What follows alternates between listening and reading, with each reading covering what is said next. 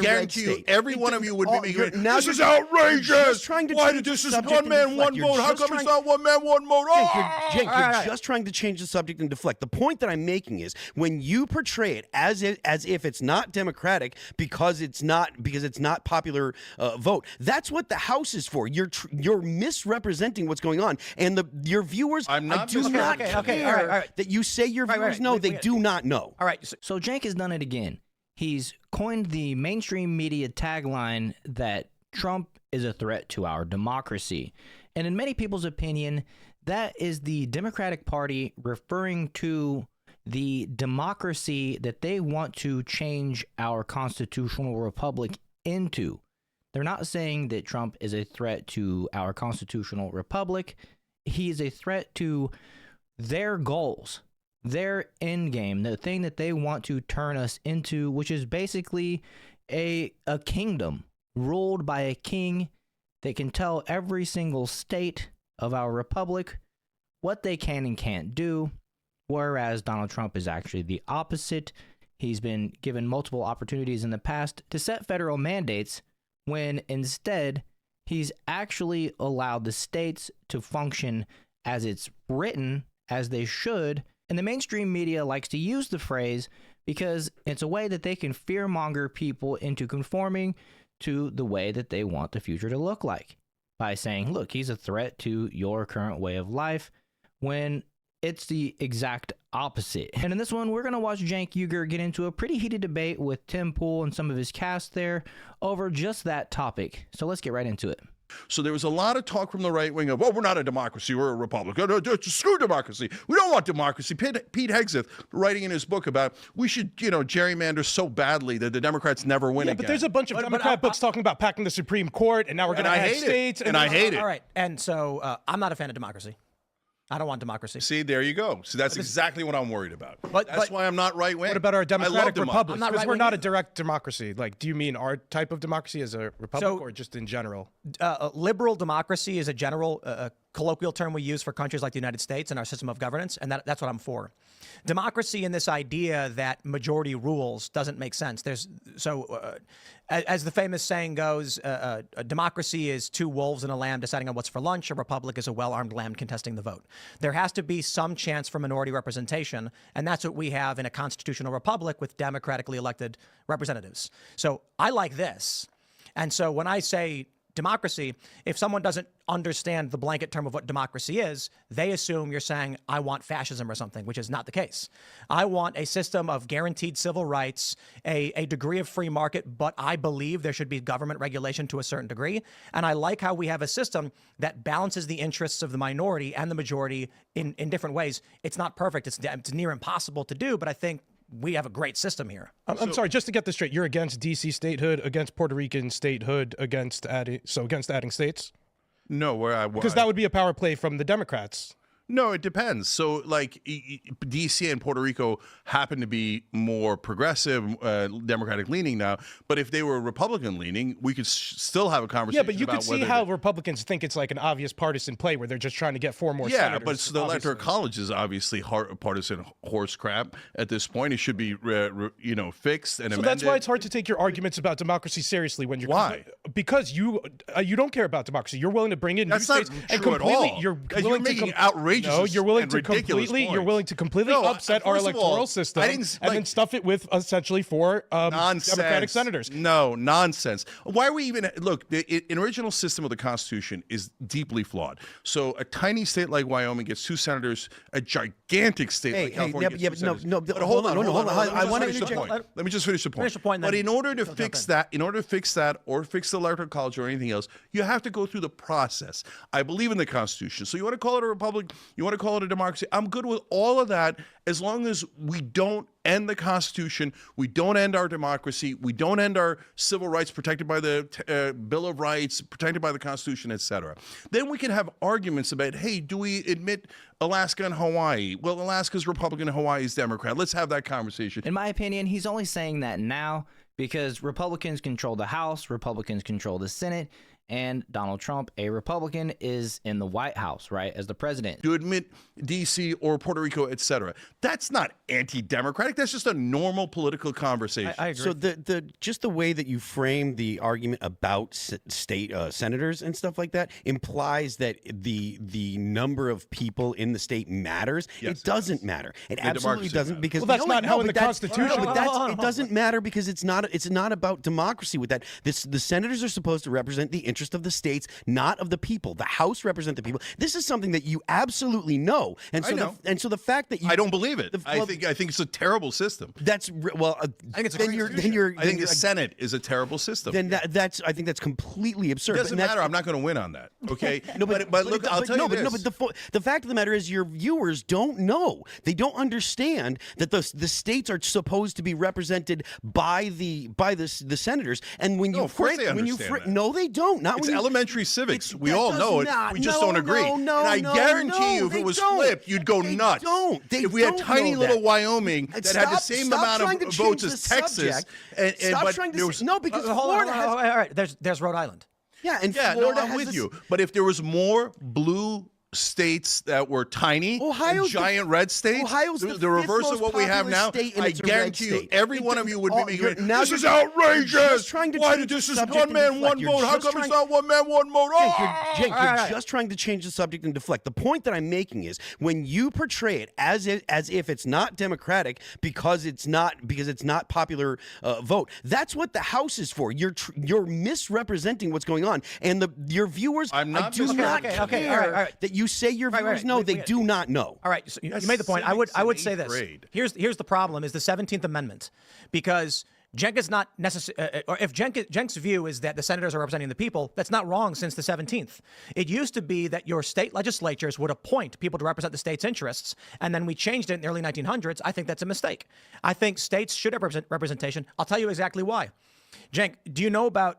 So I covered the drought in California. It's 10 years ago. We had a drought in California. I went to Tulare County. 300,000 poor people, a lot of migrant workers and farmers live there. I went to these farms and they were drilling thousands, tens of thousands of feet down into the earth for groundwater so they could water their crops because the drought had been very severe. I went to the home of a poor migrant family that they harvested crops. They had no water. They turned their water on, nothing came out. The reason was their wells at their houses only go down 30 feet, but the farmers were drilling down 5 to 10,000 or more feet. So the groundwater had been sucked all up for the farms. So the first thing we thought was, hey, they're stealing the water from the poor workers for their business and their crops. Well, the argument was, yeah, but we have to grow food, otherwise we don't eat. And I said, okay, well, we got to figure something out, right? So I go to the farms and I said, why are you doing this? And they said, we provide a third of the economy of the state. We're producing food. I mean, there's nothing here. There's no workers here unless we can grow the crops. I look over and there's a canal full of water. I said, why don't you just take the actual water that you have that comes from the mountains? And they said, we are a county. This is what I heard from like 7 different farmers.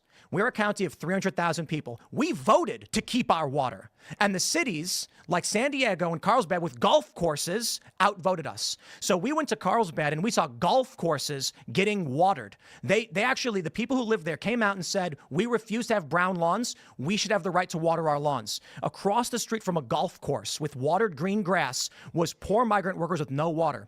And it all came down to, in a system of direct democracy within the state, it was put to a vote. And the cities with majorities said, we want the water for the cities, not for the people where the water came from. I said, that's really interesting. So if you try to figure out a way to balance this, looking at a national level, what happens if you go to a state like Montana that's about to be inducted and given statehood, and we say, we're going to do everything popular vote? Montana goes, you're going to come in here and you're going to vote to take out all of our water from us. In fact, it happened. Arizona tried suing to file a lawsuit against, I think it was Illinois, to take Great Lakes water. And the only reason it got stopped is because Ontario is a foreign country and it's part of the Great Lakes Coalition. So that would interfere with Canada and international obligations. So Arizona was not able to start shipping water from the Great Lakes, which would have depleted it. So what I end up seeing is you tell the states, here's what we're going to do. There'll be 2 forms of representation. You're not guaranteed to win. The people may actually vote to take the water and the minerals from your state.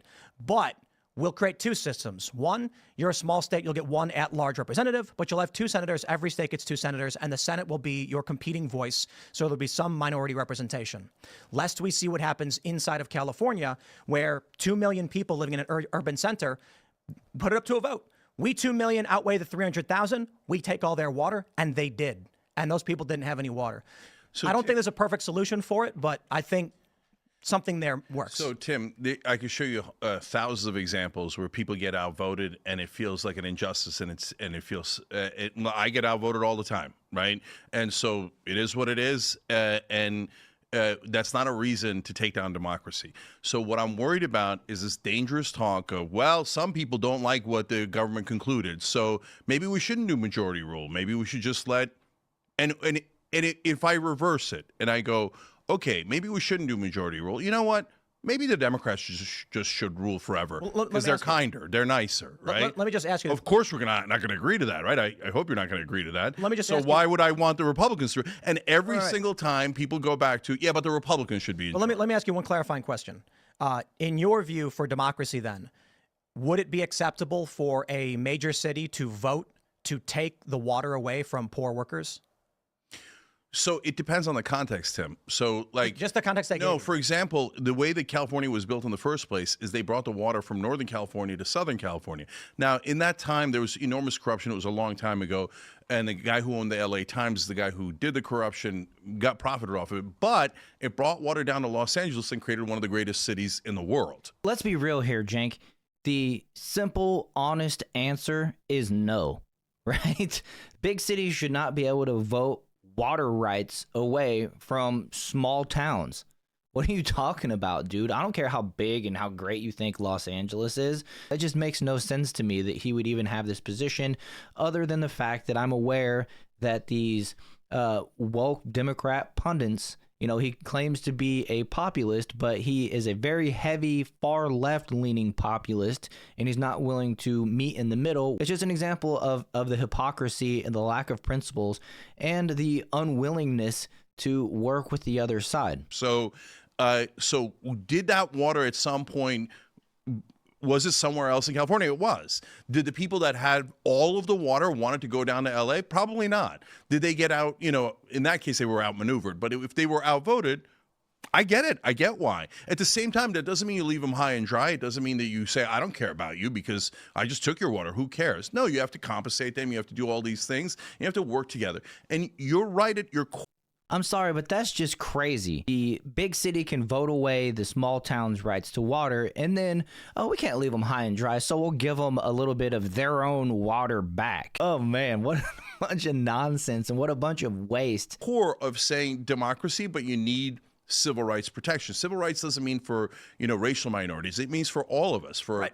People who are left-wing, right-wing, etc. Because if you have a left-wing government or a Democratic government, and all of a sudden they go, you know what, we decided democracy is no good. We're just canceling the elections. We're terminating the Constitution. We thought there was massive fraud or whatever we thought, right? And so now you guys are a permanent minority, but don't worry, you'll be fine. No, that's not acceptable. It's not. We stick with this system.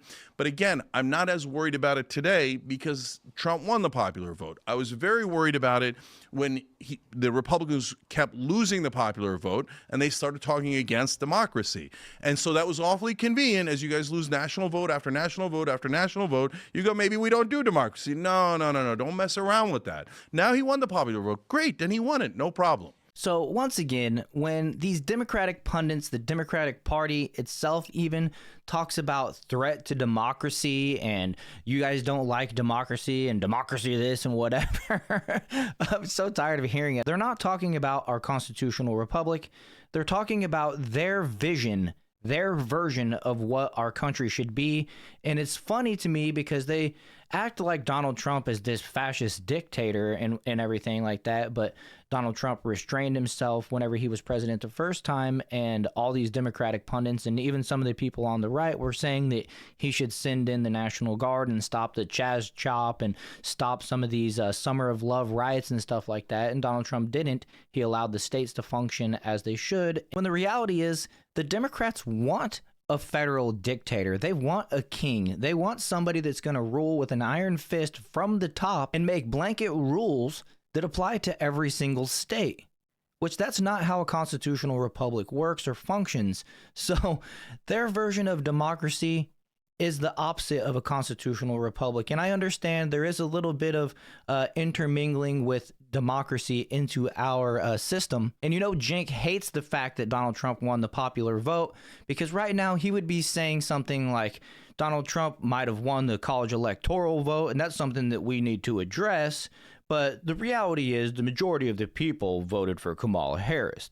The fact that he can't is glorious to me, and it shows that the populist, the people of America, have set a mandate for Donald Trump to do a lot of the things that he's claimed that he was going to do in his campaign, and even do some of the things that the left accused him of doing in their fear-mongering that Donald Trump didn't necessarily co-sign to.